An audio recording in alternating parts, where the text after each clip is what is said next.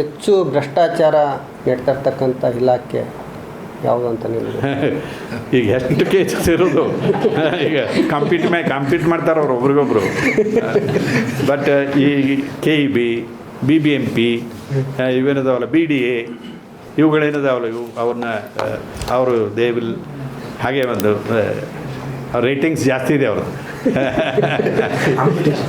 Sir 12-3 report ಬಗ್ಗೆ ಹೇಳ್ತಾ ಇದ್ದೆ.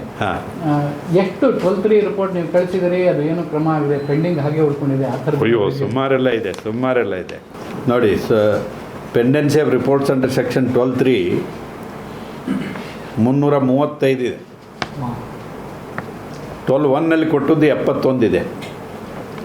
ಆನಂತರ 12(5) 74 ಇದೆ. ಸೊ ಇದು ಅಪ್ ಟು 25, 30/11/25. ಸೊ ಲೇಟೆಸ್ಟ್ ನಾವು ಬರಿತೀವಿ ಅವರಿಗೆ, ಇಷ್ಟು ಪೆಂಡಿಂಗ್ ಇದೆ, ನೀವು ಇಮಿಡಿಯೇಟ್ಲಿ ಇದು ಮಾಡಬೇಕು, otherwise this itself amounts to dereliction ಅಂತಲೂ ಬರೆದು ಹಾಕಿರ್ತೀವಿ ನಾವು.